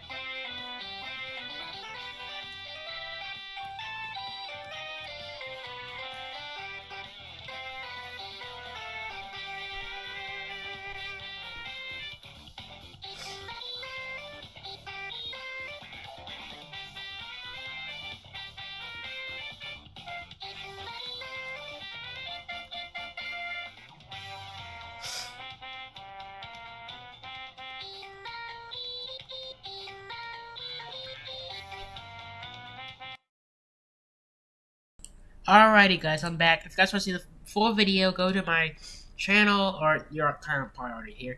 Go to Friday Night Funkin' the Origami King, the full demo video, to check out the full video. But here's back to the topic. Next topic, another article by the search titled Twitch streamer apologizes after admitting she faked her cancer diagnosis. Nice. Good one, pal. You faked your cancer diagnosis. What if this had anything to do with Technoblade getting cancer? That would be really darn scummy if you were like, Technoblade just reached 1 billion views on his YouTube channel after announcing he got cancer. Let me fake my cancer, even though he's not faking his cancer, but I'm going to fake my cancer so that way I can get clapped. Nice. Good one. Backfired. Twitch streamer Miss Dirty Bird has issued an apology after falsely claiming she had cancer to her viewers. Carr, known as Miss Dirty Bird to her followers, is a Rocket League streamer. The content creator has not offered a formal apology for a second time over the past few months. Followers have been tracking her developments. The claims were first acknowledged on a live stream with her sister. Allegations about Miss Dirty Bird. Earlier this year, Carl's sister took to Twitch after receiving information of Miss Dirty Bird's claims. I want to address my sister's... we'll just read the tweet, because it's just going to say the same thing. Alright, so let's see this. I don't know why people that don't even know me hate me.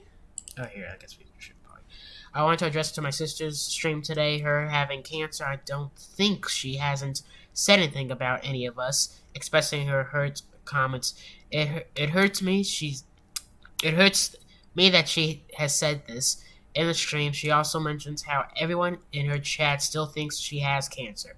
First mention of Carr's alleged diagnosis was in January, claiming to have brain cancer. Since then, more information has come to light, promoting the streamer to speak directly about the allegations. A tweet here. She lied about having cancer, and after getting exposed, she makes an apology video. Reading off a script from Cyberbully, pretending to be suicidal to garner even more sympathy. Miss Dirty Bird, you'll never be welcome to Rocket League. The Rocket League community, yo, jeez. Based tweet, yo. Jeez. You'll never be welcome in the Rocket League community, yo. Jeez, dude. Jeez. I don't know why people... Twitter really needs to work on video quality. Jeez, dude. Or maybe I do. In fairness, if he was receiving threats and stuff, that should never happen. Like death threats, suicide squad. And also, in fairness, though, it's the internet. You're gonna receive those either way, whether you did something wrong or not. Like if people just don't like you, just to not like you, they're gonna send you death threats. I know that no one's gonna want to listen. That's okay. It's part of the internet, so you kind of have to live with that. Now, I don't see a reason for trying or for talking. Her eyes do look like it's like looking at a script, though. Like look at her eyes. They're like going to like. Look, they look like they're going to like a corner. So see, look at her eyes keep moving. Her eyes keep moving. You see that? Does look like it's moving to like a script. What's this here? Cyberbully 2011. Jeez. More cyberbully quotes. Jeez, dude, this guy read it hard. In her initial apology, her speech was debunked to be an online template. After the backlash, this attempt to see Miss Dirty Bird has since released an uncut, unedited apology video. This is my official apology video. No cuts, no script, no nothing. This is my real and official apology. I'm sorry to everyone that I hurt personally, professionally, and emotionally. I'm sorry to Cryptic Games, Treehouse, Sworn RL, Pericles, Mousa, MG Homie, Was, and everyone that took time out of their day to defend me. It says Miss Dirty Bird on Twitter. What I did was undeniably effed up and should never happened, Carr said the streamer has decided to take a break from streaming, which could last between 6 months to a year. Following a second apology, there are calls for Carr to use her Twitch revenue for charity purposes in aid of cancer research. Which, yeah. Or at least the Twitch revenue you earned from, like, the course where you faked it to the course where you made that apology. Alright, yeah, Twitch revenue. I suggest taking all the profits you've gotten from your streams these last few days and donate it to cancer research, do charity work, For those affected by cancer, actions speak louder than words. Actions speak louder than words, excuse me. The now former streamer has made no other comments since voicing her apology. So there you have it. No official comment. Next thing's kind of cool. Alright, so tweet here by fandom. Christopher Lloyd and Jaden, I'm gonna butcher that, are C132, Rick and Morty, and a new promo ahead of the Season 5 finale. And you guys don't know, I'm a huge Rick and Morty fan. It's kind of generic to say, but my favorite episode of all time of Rick and Morty is Pickle Rick. Like, I'm sorry. But, come on. Someone that made himself into a pickle just to get out of family therapy, that's golden comedy right there. But Christopher Lloyd, if you guys don't know, is the guy who played Doc Brown in one of the most iconic 1980s franchises, Back to the Future, which I love that franchise. Mom loves that franchise. My father doesn't hate the franchise, but also doesn't like it. Look. Oh, jeez. I'm so glad he's back acting, dude. So glad he's back acting. I don't know how I feel about being live action, but I don't know. Oh, gee. I don't know. I feel good. I kind of feel good about it. I feel like it's gonna be one of those episodes where it alternates between live action and animated. I don't think the complete thing's gonna be live action, or unless it's a two-parter. Actually, no. It was confirmed that it's going to be a full hour finale, not a two-parter. So it's probably gonna alternate between animation and live action. I do hope they do show animation because again, it's where Rick and Morty originated. It shouldn't all be live action, but I do feel good about this. I feel like if anyone could pull it off, it would be Adult Swim. However, Season 5 has been receiving a lot of backlash recently. It's not like a bad season, but it's also not like the best season. Like Sperm, for instance. They're trying to make, it's hard to make Sperm funny, but, So anyways, Sonic Colors Ultimate. Sega pretty much put out a new Sonic game, which isn't new. It's a remake, essentially. I don't remember what console it originally came out from. But anyways, it was trending on Twitter. Yuzu was trending on Twitter. You can see Sonic's trending right now on Twitter. I tweeted out, saw Yuzu trending and wanted to see what it was about. And apparently, glitches that people who got Sonic Colors Ultimate with are glitches only in the Yuzu emulator. Testing this out now. Game is downloading. If you guys don't know, I'm a huge emulator guy. Here, let's minimize that. I almost closed out of it. That would have been bad. I got emulators right here. I got my Nintendo Switch one and Yuzu right there. Over here, you got my emulator games. I have a whole organized. Here are all my games for my emulator right there. I'm a huge emulator guy. I like emulators. It's a way to preserve games. This is one of the glitches in question, so here's one of them.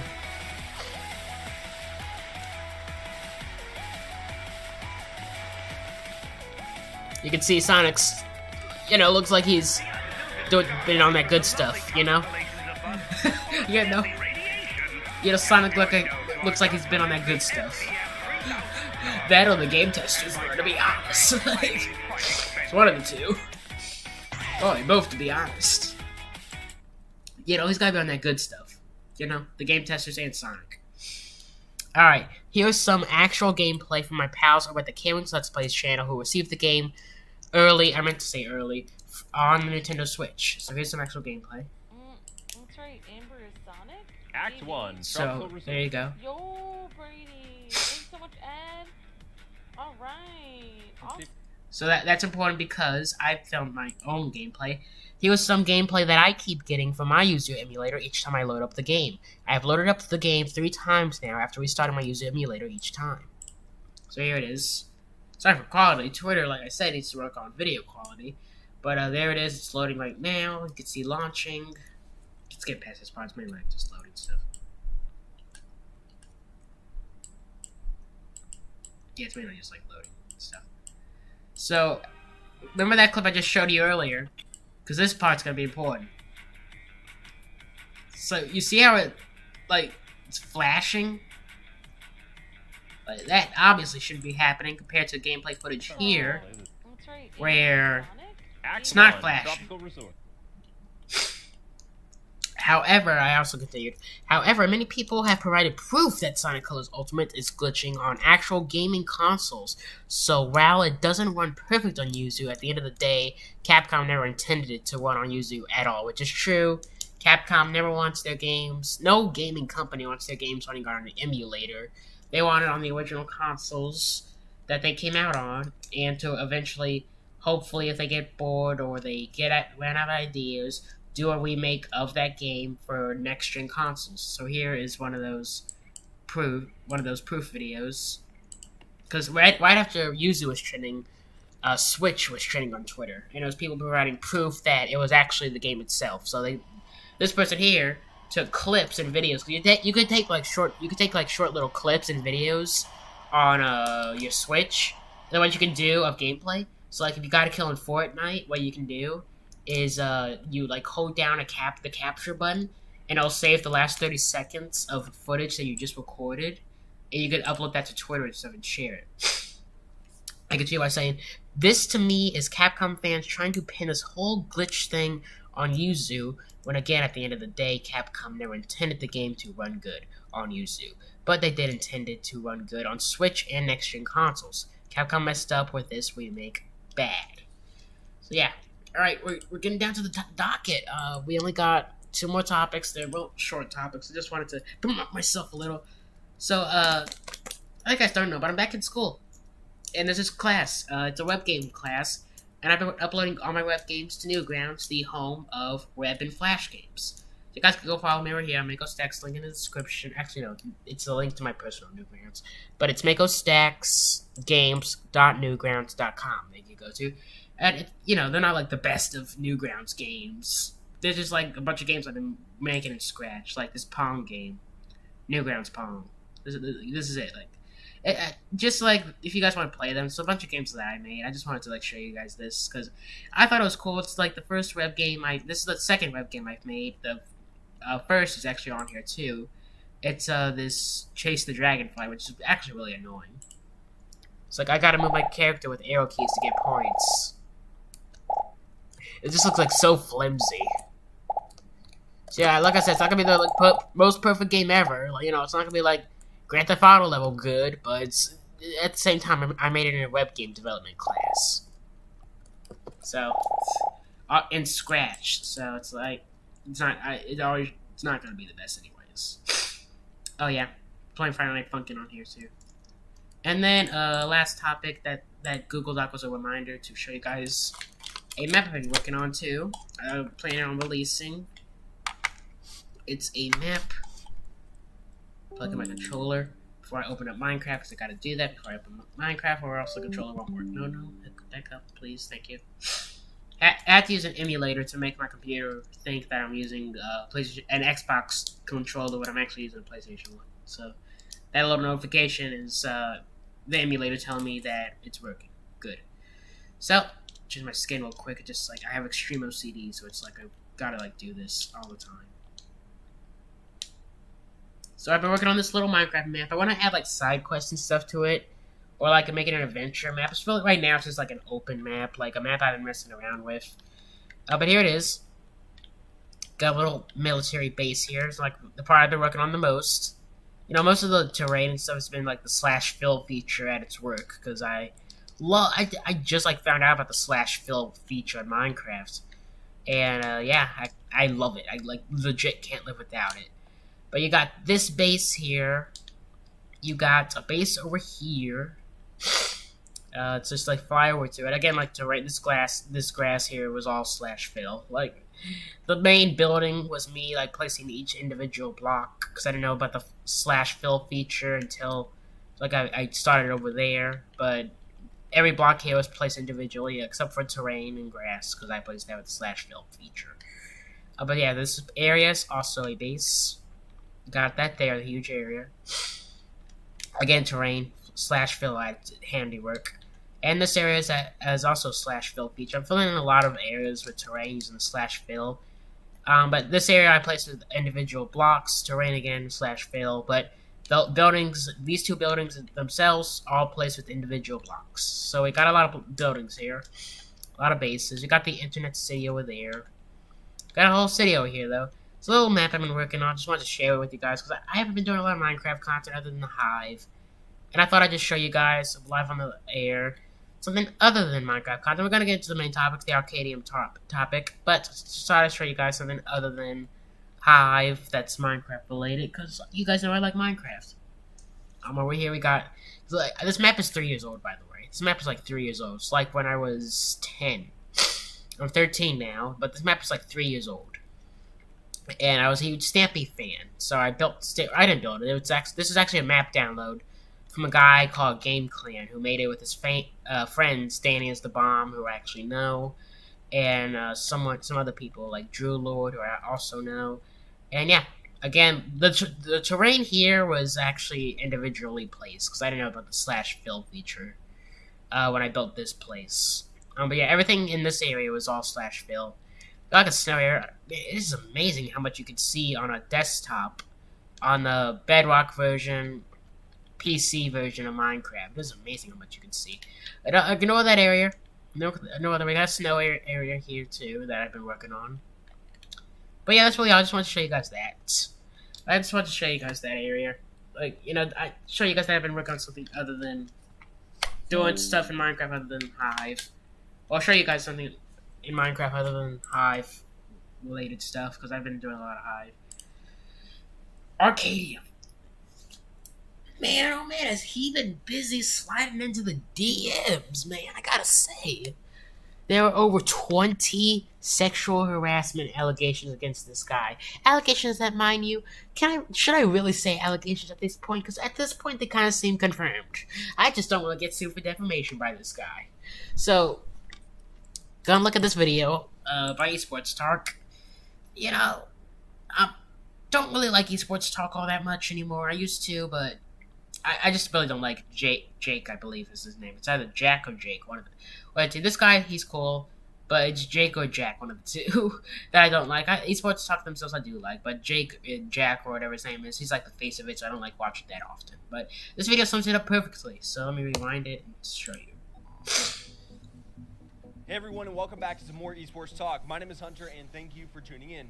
It feels like every other week we have a situation, some allegations come out. I also playing this because we have a long tweet longer to go through, and I need to rest my voice. Yes, again, allegations in their communities. Today we're talking about Arcadum, that is a D&D, I thought it was known for his D&D and VR streams, where he is a dungeon master. He's had a lot of different servers, been around in the community for quite a while, and is a Twitch partner. He does have quite the following on both Twitch and Twitter. He lives in Texas. Many different situations have come to light as 21 I used to live by that area too, where have come it says he forward lives. with their own stories about Arcadum at the same time, following his manipulation and kind of sexual interactions with them. There's a super helpful mega thread on LSF for anyone who wants to go and look at all these links. I will link that below. When he says mega thread, and look at all the evidence yourself. I won't have time to go through every. I'm just gonna go through the DMs. Video, but I will go through the tweet long list and another one, just but sporadically look at some of the other ones. First up, we're looking at Kelly, who introduces the reason why all of this is happening to begin with. She says that there were a lot of females in the community banned and evicted from his servers. The reason that she was given for being kicked is because apparently his long-term girlfriend saw the private messages between him and me, and she also saw several others. So Arcadum was messaging a lot of different girls in the server or in his community, and eventually his long-term girlfriend found all of these different 20 messages, plus which prompted all of these girls allegations, to talk I to should each say. other, and they found out that this manipulation and this sexual interactions that he was having was very widespread. A lot of these messages are super uncomfortable. When you see Arcadum saying things like, before you try to fall asleep again, we could fap, it would help me relax. And then not only in this example, imagine like just saying, like, you know, I am dating this person. Hey, I'm feeling really unrelaxed. I really can't sleep. Oh, you should fap with me. Yeah, you should fap with me. Maybe that'll relax you. It's like, jeez, dude. Bring up how guilty he feels, and eventually we'll go back and edit messages that he had previously sent, which you can see in that screenshot. We further see him messaging Kelly saying that she's the only one that he wants and that he was thinking about her all night. To get an idea of that manipulation I was talking about, we can see Arcadum say, "You like my but it is flirting," Kelly. and she says, "You're confident lately, and I like that. I'm glad you're feeling yourself," and then changes the subject by saying, "When's your vacation again?" He continues to push down that rabbit hole, saying, oh yeah, I should mention this. I was watching Bo Black's stream for most of this stuff. That's how I heard about this. He wanted to meet up with this girl at TwitchCon. And, like, actually, I mean this, genuinely thank God TwitchCon didn't happen. Like, COVID actually did some good. Somewhat. Like, some real stuff could have went down if TwitchCon had happened. Because he wanted to meet up with, I don't know if it was definitively Kelly that he wanted to meet up with at TwitchCon, but I do remember it was one girl that he wanted to meet up with at TwitchCon and potentially do some more stuff than hang out and watch Netflix, if you know what I'm saying.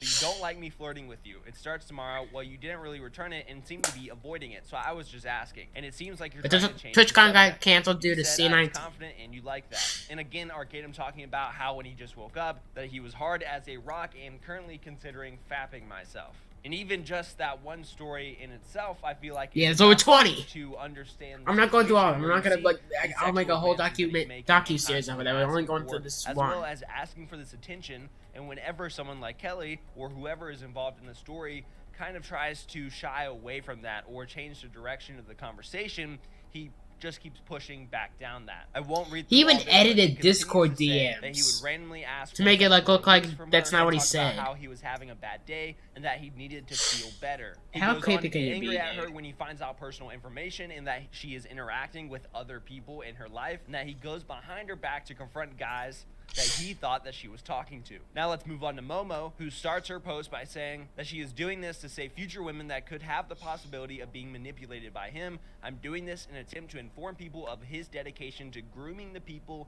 in his life. We see messages saying that he feels worthless and physically unattractive, and that he feels like a nobody, and that he just wants to be wanted by someone. Speaking of ladies in the chat, I mean, you could, like, criticize me because I don't show my face, but at the same time, my face is on Twitter, and it's public, so it's like, you could criticize me for this. But all the ladies watching this stream, Arcadium. Oh, ladies. Here's Arcadium. They look attractive to you, ladies in the chat? Does he look attractive? Do you think he looks attractive? Let's look at this one. I got this joke from Tipster. He did this joke on his stream. Think he looks attractive, ladies? He clearly loves fapping, so... I'm not going there, never mind. There, I was about to make a joke that there was like a point of no return from. So, never mind.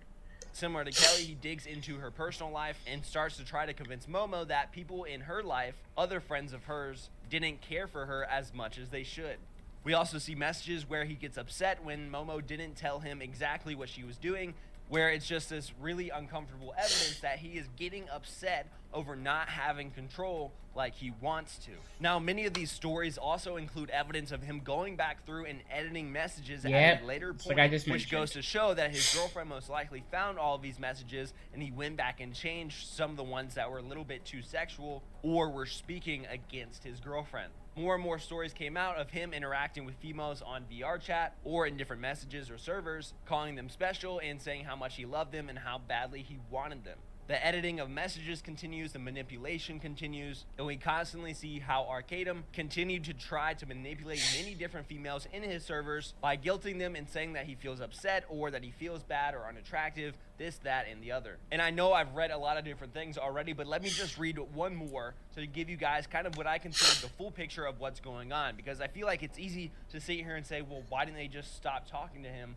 Why was this happening to begin with? We see one of the stories where Arcadum was telling her that he was feeling lonely and that he felt like he didn't have anyone to celebrate. Oh, I got some DMs to go through. Actually, Any of his victories with. He kept saying over and over how he had urges as a man and needed to relax throughout getting bigger and bigger. This eventually escalates to sexual activities on VR chat, which he would say things Yeah, that's like, the weird thing. Like, they... Okay, so I also read this on Mobile X's stream, too. Okay. The man got a lap dance in VR chat. VR chat? Like, mate. A little bit obsessed there, mate. Like, geez, in VR chat? That as Dungeon Master, I pulled the strings in a game. The same rules apply to Twitch.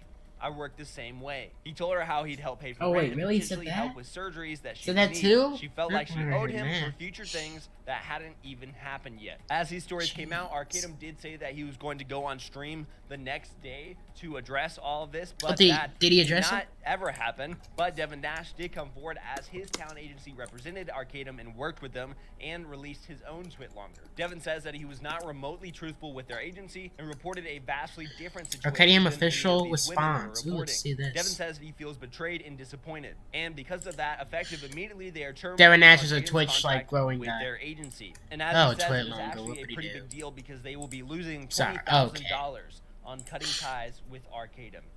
I know that was a lot of information. I will leave that link down below so you can look at all of it. There is plenty of proof, plenty of screenshots to support everything, evidence that he is editing the different messages, and of course we will await his response, but I imagine at this point there's likely lawyers involved. So that sums it up pretty much. Let's go to this tweet longer. My response to everyone from Arcadium. The past few days have been a difficult time for a lot of people, including my family, friends, and the entire community as a whole. For me, it has also been a time of personal reflection. Okay, I already starting off a little sus, but if this is to clear your name, I already starting off to look like it's not. There have been many stories and feelings shared about some of my actions over the years within the Dungeons and Dragons community, that's what D&D stands for. Community. I have been processing a lot of a lot that I want to address matters as best I can. I realize I will not be able to repair much of the damage that has been done or properly share my full perspective, but I owe an explanation and apology to all those affected. So basically, they're admitting that he did do this. The truth is, I have developed and engaged in a wide range of relationships with people over the years. Some of them leading into sexual territories in times when I made mistakes and was selfish. I never sought out relationships purely for sexual purposes, and to be absolutely clear, I never engaged in non-consensual activities. I mean, I don't think that's true, pal. I've been sitting watching Roblox's 3-hour streams, reading all these DMs, and I kind of don't think that's true, pal. Non-consensual activities, these were relationships that developed as genuine friendships. I greatly valued these friendships, and still do, yet I have been unfair to many of them, and I am sorry for the hurt I have caused them. In addition to being unfair to my friends, I have also been unfair to my wife, Tiffany, last week. Tiffany became aware of these relationships in my communications with people. Wait, were you married during this? Oh, mate, jeez. Tiffany became aware of these relationships in my communications with people that crossed boundaries within our marriage. Understandably, she was heartbroken, and I tried to do as much as I could to salvage the situation. This includes attempting to edit and delete messages. He's admitting to edit and delete messages in Discord. I had exchange, because you can do that in Discord, you can delete messages. I had exchanged with different people, as well as reaching out to them to explain I would not be able to continue any sort of professional or personal association. This was a painful experience. As a result, I have learned and reckoned with many mistakes I have made. One of the things I regret most is that I've now hurt people who I have greatly cared for over the course of many years. People I have confided in and who confided in me. These are people who have helped me overcome personal challenges when I needed their support, and who I have shared truly meaningfully experiences with. It has become clear that I've betrayed those relationships, and again, I am deeply sorry for that. I want to be clear and encourage everyone to support Tiffany during this time. Tiffany has been my truest friend, even with my mistakes of all the ups and downs. She has shown me a lot of grace over the years. She will always be a part of me, and I always love her. To those who have been reaching out, I am sorry that I have been unresponsive. I don't know where to begin in explaining everything or apologizing to so many of you I have let down. I have removed myself from Callous, Woes, Vernum, and other D&D spaces. I don't know what those are, so I don't like play D&D. And other Dungeons and Dragons spaces, I don't want to cause any further harm in the community. That means so much to me. I will not be streaming as I continue to reflect on my actions and seek therapy for personal issues I have struggled with for some time. In the meantime, I wish nothing for the best for everyone involved in the situation and the wider community, Arcadium. I mean, it's a decent apology. He addressed all the points, even the editing and deleting messages in Discord. It's a decent apology. I like it. That's a good apology. Is he still a creep? Yeah, definitely. Like, I'm not gonna deny that, but it's a good apology. So anyways, we have this tweet longer from Kelly Cyber. We're not gonna read the whole thing, we're just gonna go through the DMs. Okay, these are long. Jeez, dude. Jeez. Alright, I don't know if I'm up for this, guys. I'm sorry, I've been talking a lot tonight. It's been a long show. And we can go through some of them tonight, and we'll go through some tomorrow. It's been a long show, though, guys. I'm kind of tired. This night stream's kind of, like, best for me, because, it's just, like, easier. In case, like, I'm tired, because, like, no one's up, and I got, you know, it's easier. It's cold, because I have no fan in my closet or anything. Sorry, at nighttime it's also cold. Yeah, these long DMs. Jeez, dude. Alright, we'll go through this many. We'll cut this half and go through this half. Actually, we'll like, go through this half. Alright, first DMs. Kelly, I'm gonna try to fall asleep again. My eyes have been tired for hours. Haha, I'm glad. KDM, before you try again, we could try it together. Okay, buddy. Huh? Before you try to fall asleep again, we could fap. It would help me relax. Jeez. And you even tried to edit it, so we could probably said some other stuff. I was just saying, hey, if I'm gonna start streaming at 4, I need to try to sleep. Haha. Alrighty then. No big deal. Just thought I would ask it and see maybe if it would help you as well. I just know you would get me there really good, and I want to sleep too. I am sorry if I push too hard. I'm extremely sleepy. I got you'll leave you be. I'll let you be. Sleep well, Kelly. Thanks. You're the best, Kelly. I feel kind and guilty. I'm really sorry if I made things weird. I hope you get good sleep. Why do you change what you typed? Okay, so like here's where you changed it. I felt guilty, I guess. I mean, you might as well delete it if that's the case. It just says in the DMs, and I know what you said. I don't want to make a feel bad, Arcadium. I'll change it back. I don't know what I was thinking. Do not wish to be dishonest or weird with any way. I'm not gonna lie, I feel a tad weird that you changed what you said, but it's not a big deal. I'm really tired. I've been trying hard to sleep, so I can work the stuff. Maybe I should just focus on working on my vid today and do roleplay and stream earlier tomorrow. I don't know why I did it, to be honest. I just thought maybe it would make things better, I guess. Please forgive me for that. I just thought it would help. Alright, buddy, like, gee, off the bat. Already starting off bad. Like, jeez, dude. We can fap together maybe that'll help you sleep. It's like, jeez, dude, lay off. God dang. Like, lay off the bat. Alright. Been thinking about you all night. Me? Why? Haha. You got a lot of people watching. Dang it, I woke up too early. Haha. You're the only one I want. Hehe, you silly. Hehe. How long have you been on your Discord talking? A while, like an hour or so. You like my flirting? What? You're confident lately, and I like that. I'm glad you're feeling yourself when you're vacation again. When's your vacation again? So you don't like me flirting with you? It starts tomorrow. Well, you didn't really return it and seem to be avoiding it, so I was just asking, and it seems like you're trying to change the subject. You said I was confident, and you like that. Well, this just made it weird. This just made it weird is all. I don't mean to make it weird. Okay, but I mean, like, once, fine, I'll let that slide. But twice now you made it weird? Like, come on, pal, come on. Well, this just made it weird, that's all. I don't mean to make it weird, but I also want to know if you still want to participate in stuff like that. with me, and if we are that close still. I'm not trying to make it weird. You have spell half. No, I didn't. You have just been giving me some vibes that I see. Well, I suppose I have my answer.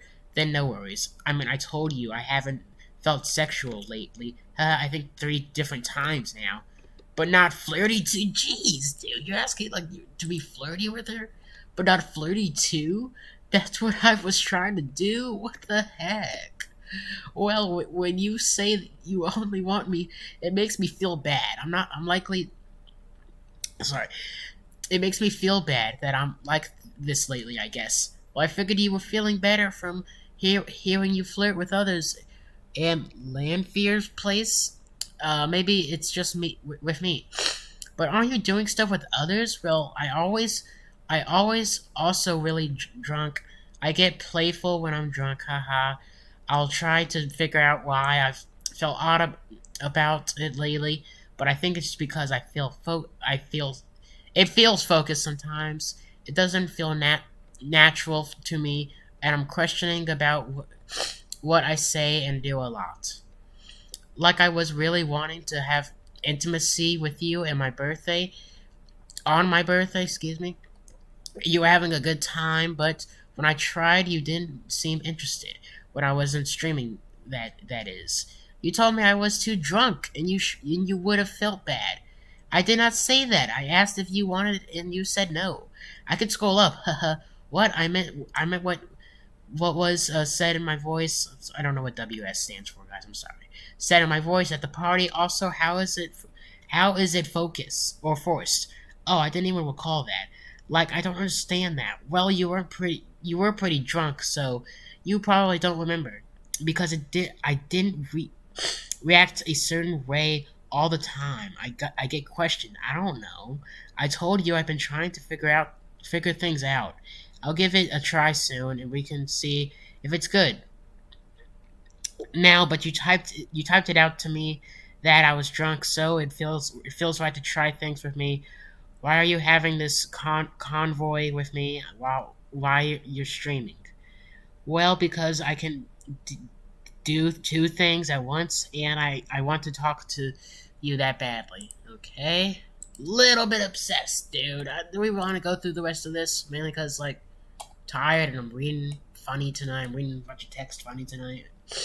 Yo, that's only the 2 for shit. There's only 6 more stuff, and it's not that long, is it? Yeah, it's not that long. Guys. Just gonna have to park. Okay, I'm not saying that. Never mind. Yeah, I'm sorry, guys. I'm not feeling up to go through the full allegations tonight. But we read his response. We read kind of the bad just of it, the bad stuff of it. So, there's more women. If you guys want to... I'm sorry for not going through this full thing, guys. If you guys want to see the full read through of this, because I don't speak a lot. It's like my voice gets all bad. If you guys want to see like a full read of this though, just go to Bo Black's channel and check it out, dude. He has over 4 3-hour streams going over the Arcadum twit longers and Discord DMs. But anyways, guys, we basically got through the gist of it. Hope you guys enjoyed. Thank you guys for showing up. That all showed up to the stream. Hope you guys enjoyed, and I'll see you guys in the next one.